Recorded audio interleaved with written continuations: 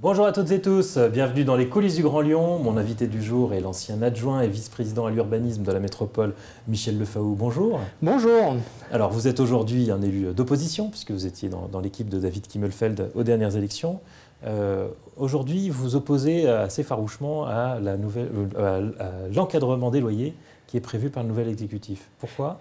Oui, alors pour plusieurs raisons. D'une part, il faut dans un premier temps expliquer un peu de quoi il en retourne.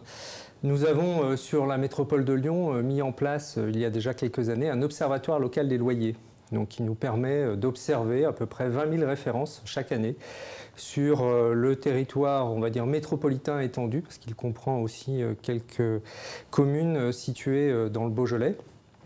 Et donc ça nous permet d'avoir un observatoire, je dirais, qui nous permet de visualiser ce qui se passe sur le marché des loyers de façon très scientifique, avec une approche très segmentée par type de produit, par commune, par âge de construction. Et tout ceci nous montre en fait que jusqu'à présent, les loyers ont peu évolué en termes de progression.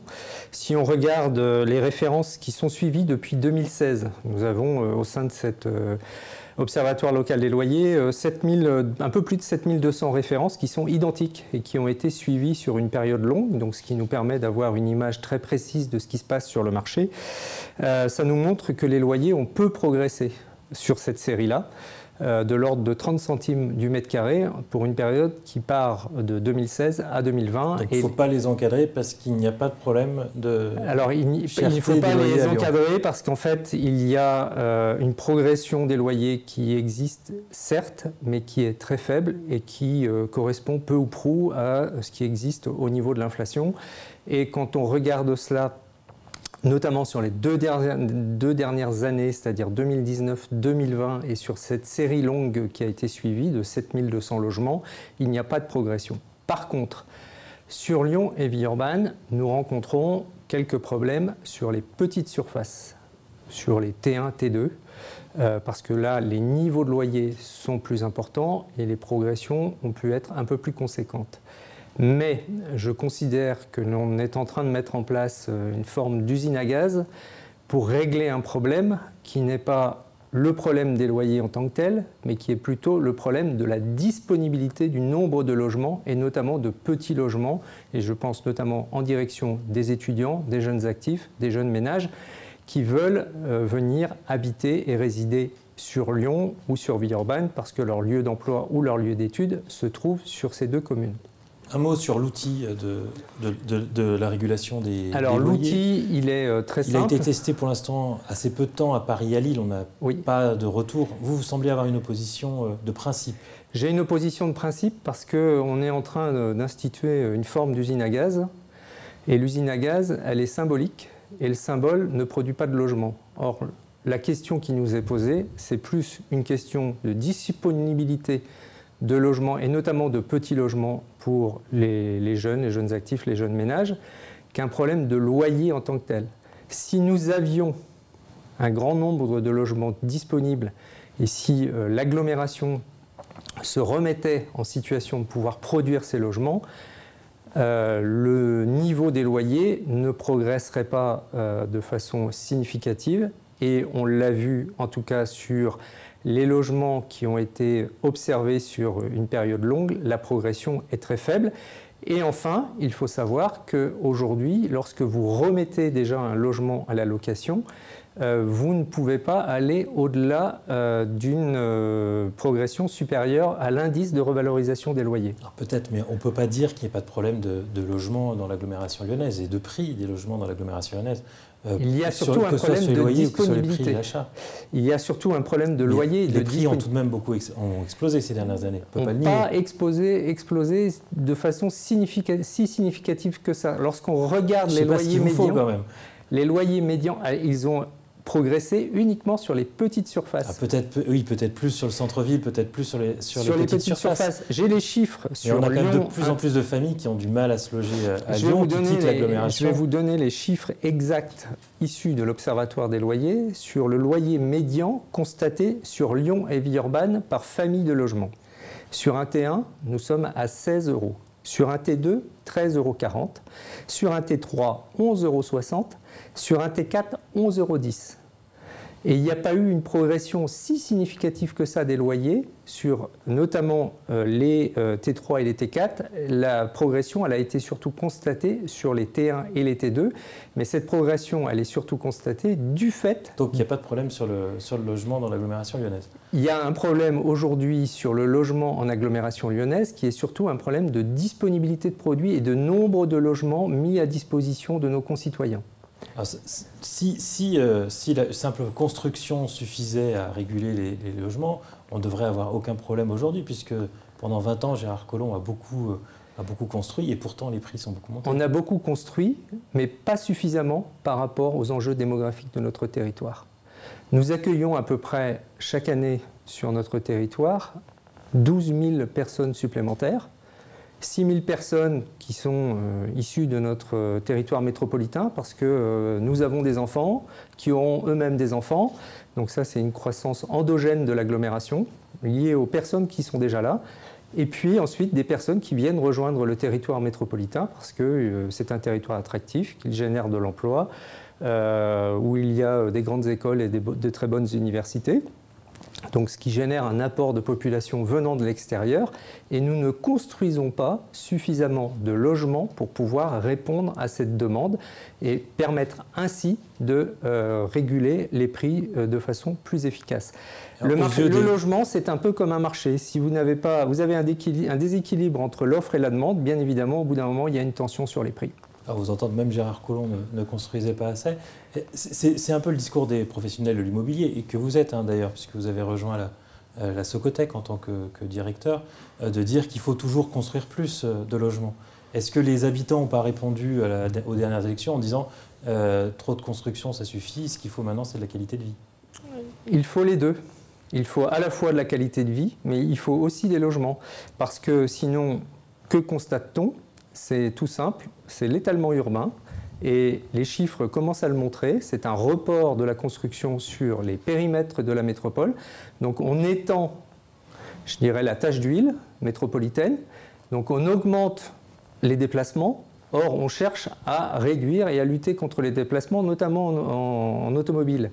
Donc, c'est une politique qui va à l'encontre d'un certain nombre d'objectifs, notamment du développement durable, visant à faire en sorte que l'on construise là où existent les besoins pour faire en sorte que l'on limite, en tout cas, un certain nombre de déplacements. Là, on commence à constater des reports sur Vienne, sur Villefranche, sur Bourgoin-Jallieu, mais pour des personnes qui vont venir travailler à Lyon. Donc ça va à l'encontre d'un certain nombre d'objectifs. Et quand en même temps, vous n'avez pas une offre structurée au niveau du réseau de transport en commun qui suit, on va vers des déséquilibres dans les années qui viennent qui vont être assez criants. Et notamment sur la circulation automobile, on va vers de graves difficultés. Autre sujet de désaccord avec la majorité écologique à la métropole, c'est le PLUH, donc le plan local d'urbanisme et d'habitat, oui. Qu'ils souhaitent modifier pour l'aménager en fonction de leurs priorités. Et là encore, vous êtes opposé à la méthode.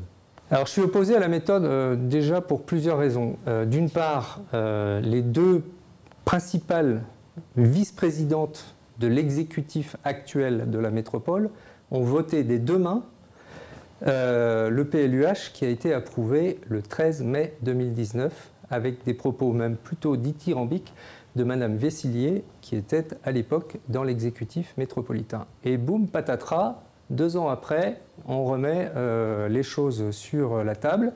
On cherche à révolutionner complètement le PLUH. On introduit une modification, mais qui ressemble beaucoup plus à une révision générale qu'une modification numéro 3 telle qu'elle s'intitule. Ah, pour ceux qui ne sont pas habitués à tout le côté administratif, les écologistes souhaitent juste modifier effectivement pour mettre leurs priorités. Et ils ne veulent pas une révision complète du PLUH qui aurait pris beaucoup plus de temps. Ils ne veulent pas une révision complète du PLUH qui aurait pris beaucoup plus de temps, mais la modification qui est induite ressemble beaucoup à une révision générale avec plus de 2000 points qui vont être révisés. À tel point qu'un certain nombre moins d'artificialisation de sol, plus de logements sociaux. Qu'est-ce qui est À quoi vous opposez en fait concrètement? C'est surtout au fait qu'en fait, on laisse croire que nous n'avions rien fait. Or, nous avions, dans le précédent PLUH, fortement renforcé les exigences, notamment en matière de pleine terre, en renforçant ces coefficients de pleine terre, en obligeant, par exemple, la plantation d'arbres de haute tige sur les projets immobiliers. Mais en quoi c'est un problème de vouloir faire encore mieux? Le problème de vouloir en faire encore mieux, c'est qu'au bout d'un moment, vous allez déséquilibrer les projets et en vouloir en faire encore plus et encore mieux, ça risque de contraindre la faisabilité d'un certain nombre de projets, donc de réduire les capacités constructives et donc de faire in fine en sorte que vous ayez moins de logements produits.